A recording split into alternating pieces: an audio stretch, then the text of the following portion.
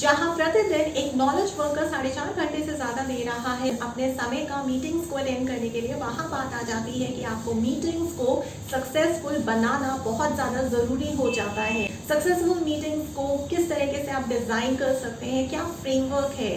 सबसे पहला स्टेप आपको एजेंडा क्रिएट करना है कि मीटिंग में क्या डिस्कस होगा, किस तरीके के हम फाइनल रिजल्ट या आउटकम पे पहुंचेंगे और किस तरीके से पहुंचेंगे। इसको डिसाइड करने से पहले आपको ऑब्जेक्टिव्स पता होने चाहिए मीटिंग का।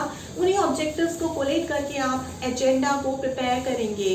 अब ये ऑब्जेक्टिव आएगा कहाँ से? आपको पार्टिसिपेंट्स को इनवाइट्स भेजने हैं कि आपके जो ऑब्जेक्टिव्स हैं, जो हम इस मीटिंग में डिस्कस करेंगे, उन ऑब्जेक्टिव्स को आप मेरे पास भेजिए। जब आपके पास सारे ऑब्जेक्टिव्स आ जाएंगे, अलग अलग पार्टिसिपेंट्स के द्वारा सारे के सारे ऑब्जेक्टिव्स को इंक्लूड करिए एजेंडा में। और इंक्लूड करने के बाद वही एजेंडा जो है डेट के साथ, टाइम डेडलाइंस के साथ आप सारे के सारे पार्टिसिपेंट्स में डिस्ट्रीब्यूट कर दीजिए। उनको पता रहे कि जो उन्होंने ऑब्जेक्टिव्स बोले थे वो सारे के सारे ऑब्जेक्टिव्स डिस्कस होने वाले हैं। उन ऑब्जेक्टिव्स को लेके इस तरीके से आप रिजल्ट पे, डिसीजन पे पहुंचने वाले हैं इस मीटिंग में, इस डेडलाइन के अंदर, जिसकी वजह से सारे के सारे जो पार्टिसिपेंट्स हैं वो पहले से ही थोड़े एक्साइटेड हो जाएंगे और बहुत ज़्यादा इन्वॉल्वमेंट भी शो करेंगे। क्यों? क्योंकि आपने उनका पार्टिसिपेशन मांगा है, आपने उनकी वॉइस को इंक्लूड किया है अपने एजेंडा के ऑब्जेक्टिव्स में।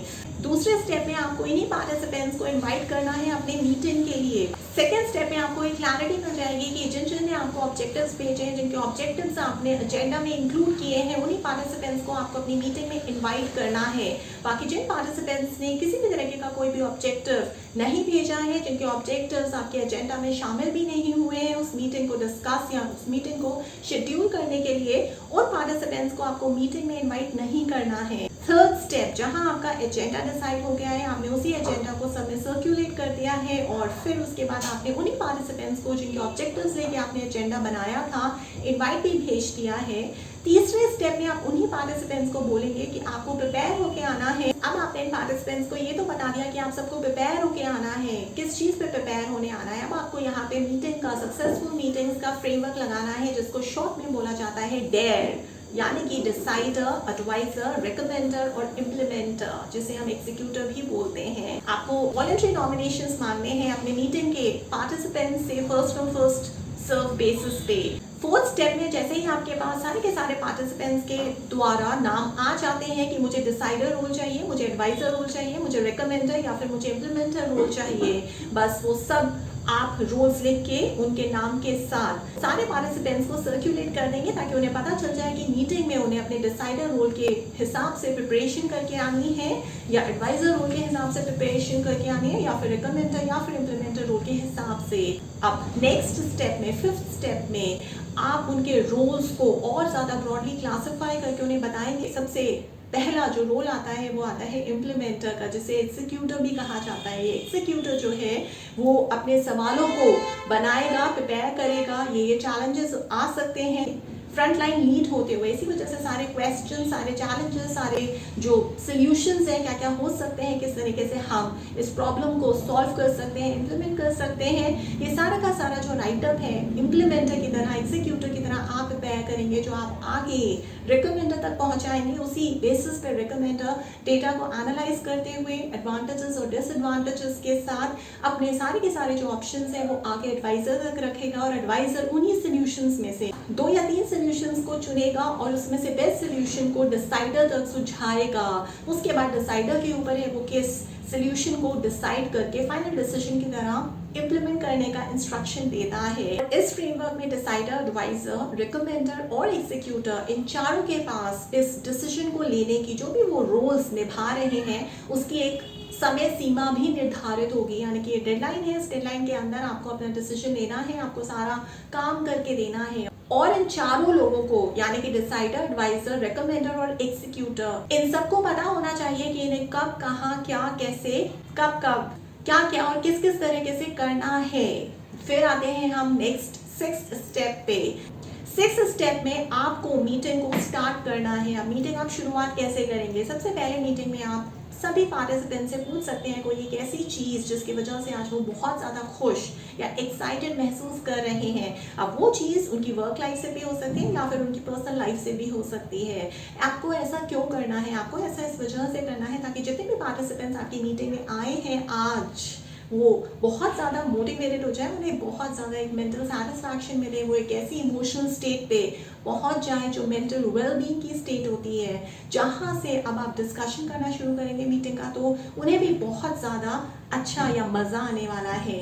7th स्टेप में जब आपने उनसे ये सवाल पूछ लिया कि कोई भी एक ऐसे इंसिडेंट शेयर करिए जिसकी वजह से आप बहुत खुश हैं, बहुत एक्साइटेड फील कर रहे हैं, उसके बाद आपको एजेंडा को एक बार बताना है कि आज का एजेंडा ये है जिसमें हम ये ऑब्जेक्टिव्स डिस्कस करने वाले हैं। इसके अलावा भी अगर कोई ऑब्जेक्टिव मुझसे मिस आउट हो रहा है तो आप बता सकते हैं, जिसकी वजह से सबको पता रहे एक बार फिर से कि हम इन सारी चीज़ों पे बातें करेंगे, इस तरीके से हम रिजल्ट या आउटकम पे पहुंचेंगे। इस वजह से कोई भी एक ऐसा एलिमेंट या कोई भी एक ऐसा पॉइंट या ऑब्जेक्टिव जो बहुत ज़्यादा इंपॉर्टेंट या एमिनेंट है उस मीटिंग के लिए, मिस आउट कभी नहीं होगा। 8th स्टेप आपका मीटिंग का फाइनल स्टेप होगा, जहाँ पे आप एक रिजल्ट पे पहुंचेंगे, इस आउटकम पे आप पहुंच गए हैं, मतलब कि आपने फाइनल डिसीजन अब ले लिया है और ये जो फाइनल डिसीजन है वो डेडलाइन बेस्ड होना चाहिए।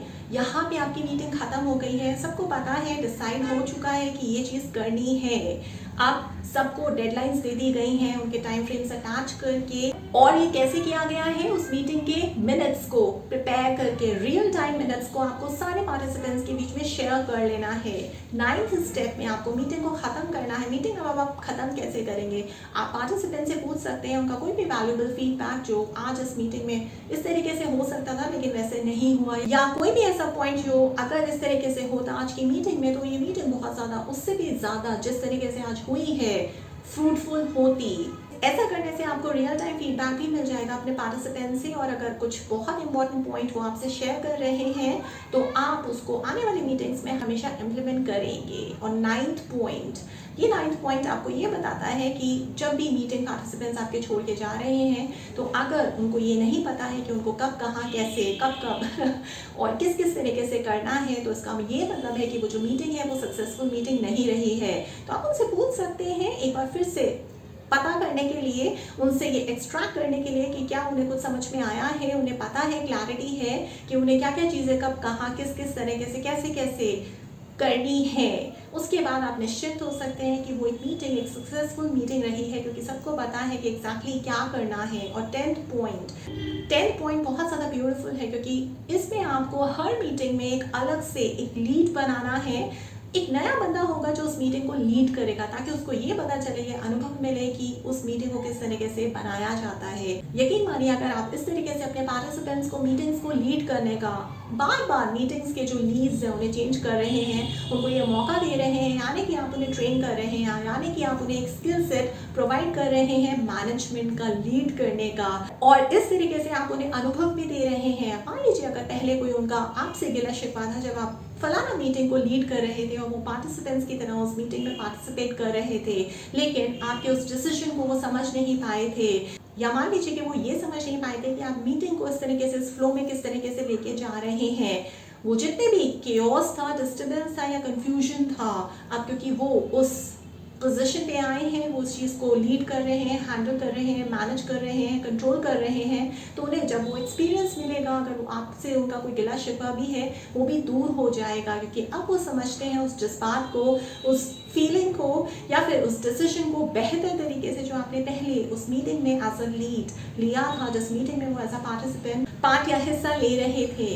इस तरीके का फ्रेमवर्क अगर आप अडॉप्ट करेंगे अपनी आने वाली मीटिंग्स में, तो याद रखिए आप बहुत अच्छी सक्सेसफुल मीटिंग्स लेने वाले हैं। इन शॉर्ट, मीटिंग्स आपकी तभी अच्छी जाएंगी और कामयाब होंगी जब आप उसकी प्रिपरेशन पहले से करेंगे। अगर आप ये सोच के मीटिंग्स को लेंगे कि अभी मैं तुरंत ही मीटिंग को अलाइन कर देता हूँ, जो मुझे डिस्कस करना है सिर्फ मैं वही चीज़ें डिस्कस करूँगा, मैं बाकी पार्टिसिपेंट्स का कोई भी ऑब्जेक्टिव्स को इंक्लूड नहीं करूँगा, उनसे कुछ भी फन फैक्ट स्टार्टिंग में और towards the end of the meeting नहीं पूछूंगा, और बस अपने हिसाब से सब कुछ डिसाइडर भी मैं ही बन जाऊंगा, एडवाइज़र भी मैं ही बन जाऊंगा, रिकमेंडर भी मैं ही बन जाऊंगा, एग्जीक्यूटिव भी मैं ही बन जाऊंगा, सारी डेडलाइंस कब, कहाँ, किस तरीके से, कैसे कैसे क्या क्या करना है, सब कुछ मैं ही डिसाइड करूंगा। तो वो मीटिंग्स जो हैं वो पूरी की पूरी वेस्ट मीटिंग्स हो जाती हैं। उनमें दिया गया समय जो आपका है, आपके पार्टिसिपेंट्स का है, उससे आपको कुछ हासिल नहीं होता है। तो ये सारे के सारे जो डोंट्स हैं ये आपको नहीं करने हैं। और हाँ, जो पहले 10 पॉइंट्स बताए हैं